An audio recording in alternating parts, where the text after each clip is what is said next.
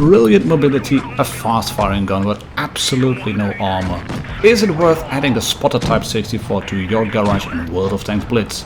That's the subject for today's video.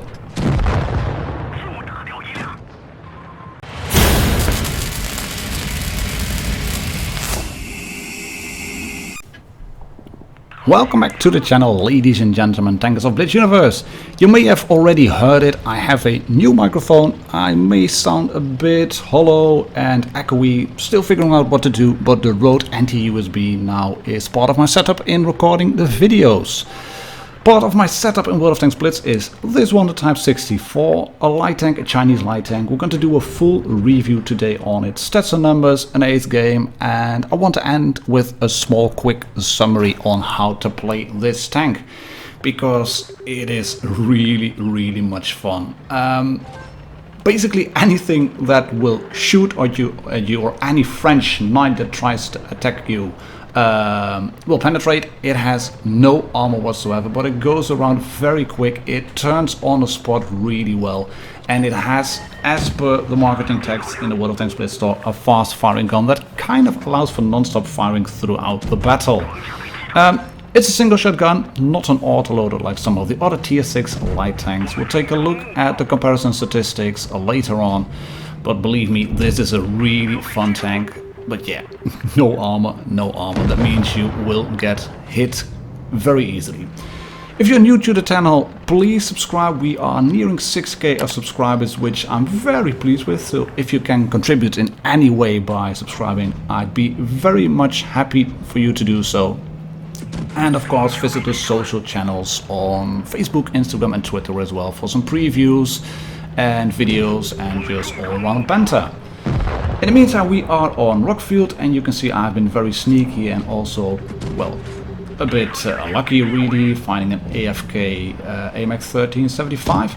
Normally I wouldn't try to engage AFK tanks, but it is Supremacy and it's an auto-loading top tier tank, so taking him out was a good idea. And I decided to do that anyway because we had tanks on the A cap already. B was captured by the AMX 12T, so I decided to go in and yeah, basically take him out. Didn't get the kill shot unfortunately, but I'm on 3 kills already, doing a really effective move on the Nesshorn for just 1. And now we can try to get some work done on the Dracula. Tanks like the Dracula are your nemesis really.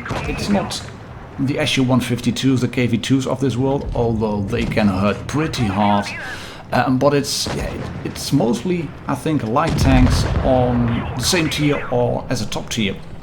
An AMX 1375 has an autoloader. It will penetrate 99 out of 100 shots on you.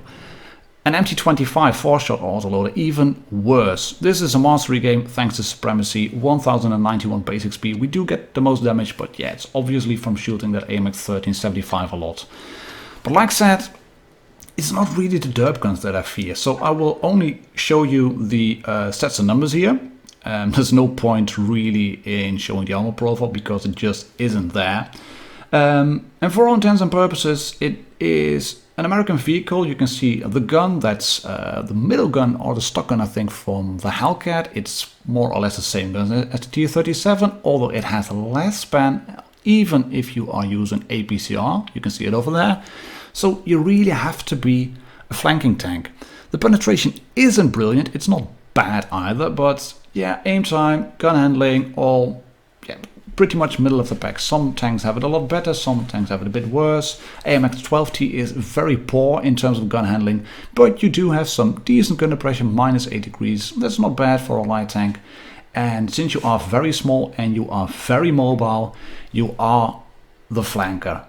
You have to avoid any brawls with tanks that you will face. You have to avoid dogfights because you will lose in that regard. Because you can see they're all bright green on the right side.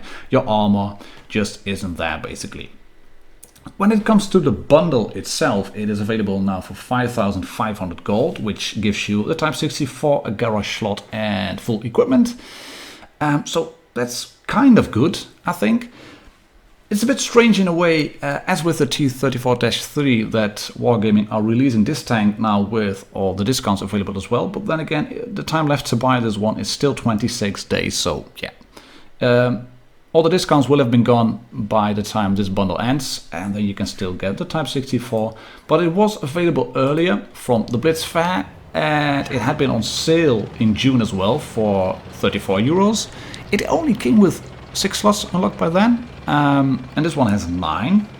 So yeah, that bundle was probably way overpriced, because if you look at the store and you go to the gold, you can see that you can get a bundle for 8,500 gold for 25 euros. So it's cheaper than the earlier bundle, but it comes with more equipment slots unlocked.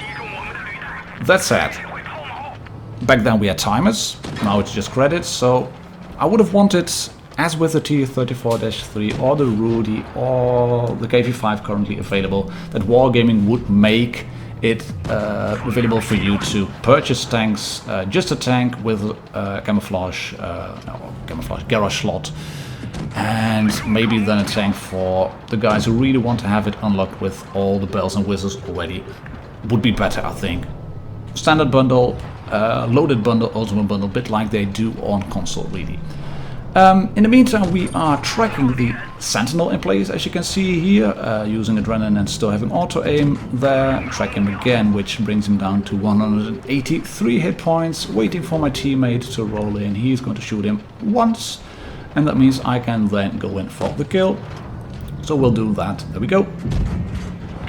And you already saw in the beginning that I managed to get a miraculous bounce on my front plate. It is a steep angle, so if you are lucky you can get the occasional bounce on it. Do watch until the end of the video, because there's going to be a really astonishing bounce from an SU-152. But if you get hit and if people can aim in on you, you can see it over there, an SU-100Y. Of course, that's a big target. I can put 2 shots into him in return, no problem going through his front plate. But unfortunately I can't take that last shot, and it's going to cost me in the end. I'm going to lose this game, because the Churchill one on top takes out our Jagdpanzer 4. There's still the KV over there, and there's a lot of hit points I have to go through. So I decide to roll away, back on the flank, use the camo rating, use the mobility, just basically fight on my terms. I'm a one shot to not everybody on the field, but 2 shots to the Churchill, and I basically want to use my friendly teammate who's now going down into the cap area for no reason whatsoever. I want to use him as a meat shield so I can take out the Churchill, not shooting the KV2 as you can see here, because that would blow my camo rating. I know the Churchill is up there, and this is a bit unfortunate. I get a bounce on this shot. I have my Adrenaline running, so I can go through his front plate of the turret now. I load APCR, and not sure where this shot goes, but that is another bounce or miss. Yeah, it was a miss, just low of him. And the KV2 knows I'm somewhere around here, so he is going to push. I get spotted by the Churchill. And again, this is a bit unfortunate. I'm going to really stuff up this game just by making some stupid moves. I should have just backed up over here and then run away completely, because I do get outspotted now by the SU-100Y, and I poke out too far. He's going to shoot me. He has no problems going through. I was hoping that he might fire there, but I poke out too far, and I already know I'm going to get hit. I do kill him, but yeah, shouldn't have lost this one. Should have been more careful, but that's part of the fun really. This tank, it's a great drive. I like tanks with good gun handling. This one isn't brilliant, but it's good enough. It has gun suppression, that's good. It has a very fast rotating turret. I found out, actually, maybe not the fastest one, but it suits the chassis, and just the mobility, it's just brilliant.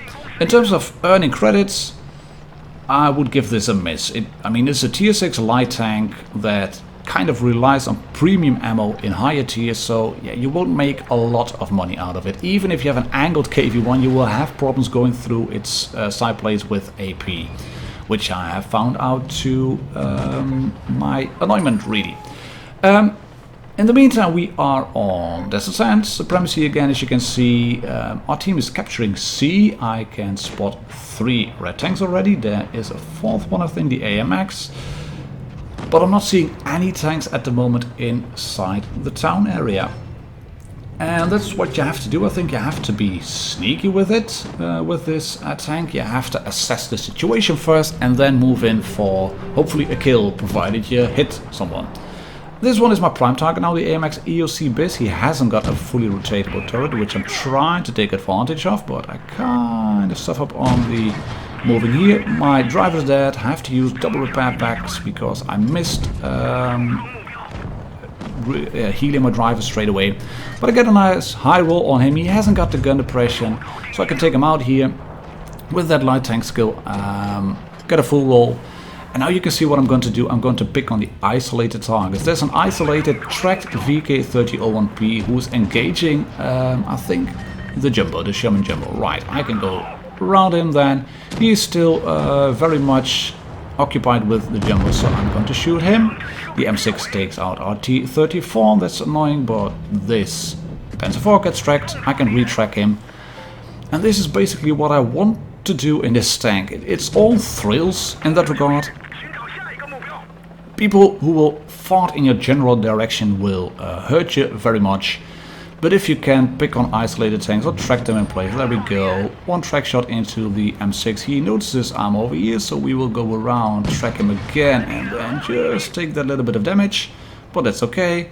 Right to the back, turn around, make the turret turn again, and track him again. And that means we can now go in while driving slightly backwards for the kill shot. And that leaves just that last Dicker Max available over there. I hit that shot, I miss his tracks, which is unfortunate. The KV-1S is taken out. This one is going into the ground. Was worth a shot if he had stayed there. But alas, he wasn't. So we're going to move in and try to get a Redley Walters medal. And a little bit of skidding around as well. Nice drift. Can do that in a light tank. Right, is it then worth the money? I think with the current discounts available on tier 6 tanks, like for example the Dicker Max, like the Torque 2, like the SU-100Y, or tier 5 vehicles, it's a bit of a steep price. It is a far better bundle than the last one in June in terms of value for money. It is, however, the only, at the moment, tier 6 light tank there is. So if you want to have a tank to train your light tank crew skills, and you haven't got a Type 62, for example, then yeah, this one can be a very rewarding drive. But it does take a player who knows the maps, who knows how the game is evolving, because if you don't know how that's going, if you don't know the maps, if you don't know positions where you can hide, if you don't know when to retreat, then you will get hammered in this one. And you can do well, 2.5k damage in a in the tier 6 light tank. Not too bad, I guess. 1153 XP, 4 kills again. Bad accuracy because I missed a few shots on the Dicker Max, 2 on the EOC, and a few speculative shots. But all in all, fairly fun game, really. So that leads us to the end of the video. And one thing which I want to try to do in more of the reviews, really, is getting a bit of a quick summary up for the tank. And the summary for this one, the Type 64, is basically this. Use your mobility, the gun depression and the camo rating. Do not, I repeat, do not engage in dogfights and brawls with other tanks, because you will probably lose. But secure the flanks for your team and try to pick off isolated targets. I mean, just be a sneaky bugger. Life isn't fair, Blitz isn't fair, so try to fight on your terms, and that's exactly what we're going to do in this, well, slight dogfight with the AMX 1375. You can see I'm trying to keep him isolated, I'm trying to keep cover from the house. He's an autoloader, I know that, but if I use some gun depression, then I might be able to make him miss, and he misses once, and he's going to miss hit us for the second shot, and he's going to set us on fire for the third one, but I can put a shot into him and then just move forward. Just enough for that SU-152 to track me. And I know that I basically have him on the reload now over here. He's going to move in as well. Pops off the radar. There he is again. I set him on fire and take him out. Thank you very much. That's review for today, ladies and gentlemen, tankers of Blitz Universe. Please subscribe to the channel if you haven't already, and I'll catch you on the next one. Cheers. Bye-bye.